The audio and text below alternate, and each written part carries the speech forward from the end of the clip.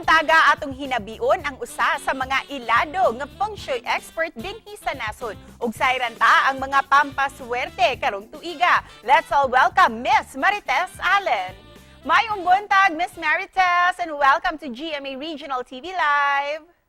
Maayong buntag sa atong sa inyong tanan. Of course, anywhere you are in the world, good morning. Good morning, Miss Marites. We'd like to know, ma'am, what's the year of the water rabbit all about? Unsa ang mga characteristics ni ini? Yeah, so the year of the water rabbits, the last time this happened was in 1963, okay? So ngayon is another 60 years after, is also 2023 is the year of the water rabbit. So, you know, there are 5 elements, and then each 5 elements, there's a certain configuration. So it repeats every 60 years. So it's very special. And as you can see, the rabbit, ang kanyang parang tinatawag na characteristics are very nice, very mild, di ba? So I declare 2023 as the year of love and peace and harmony. What are the zodiac signs na suswertehin this year? At sino naman yung hindi? Siguro yung mga swerte at hindi maswerte, it happens to all of the 12 animal signs.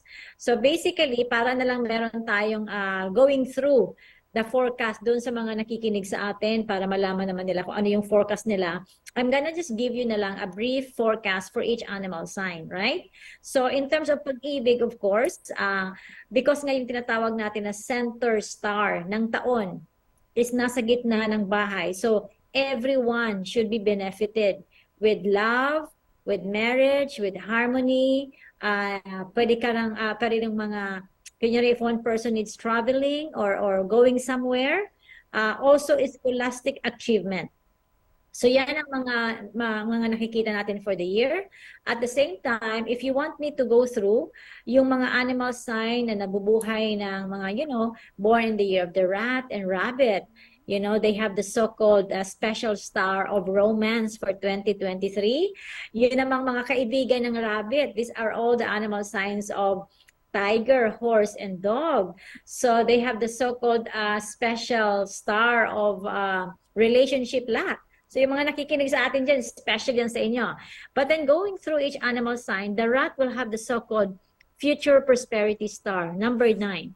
Anything that they will have to start on will in fact multiply 9 times. Okay, so maganda. The ox and tiger, sobrang yaman nila last year, 2022.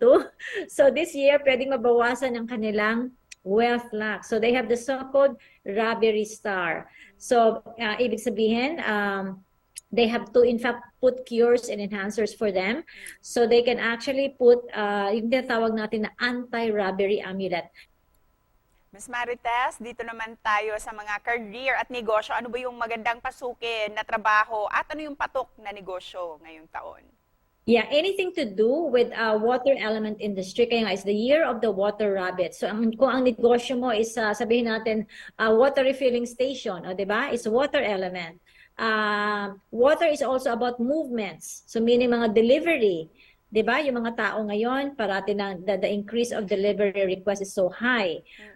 If you have like a business in the beach, for example, you can now enhance. The Philippines is very, you know, blessed to have the 7,100 islands. So we can try to develop that because in effect, if we are strong with tourism, then it can also help with the local economy. At the same time, agritourism, anything to do with food production. This year of the water rabbit is basically better than last year. Like what I said, we have gone through the worst in our lives, you know.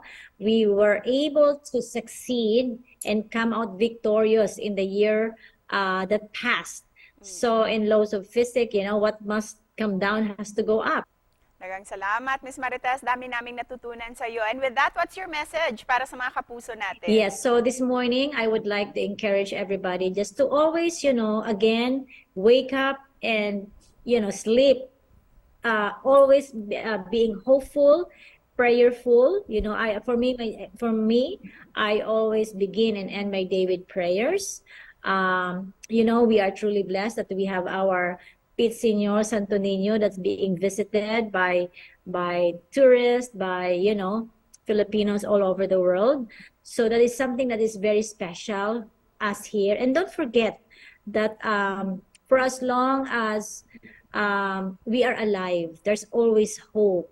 At daghang salamat sa iyo, Miss Marites, for joining us this morning. Thank you so much. Take care.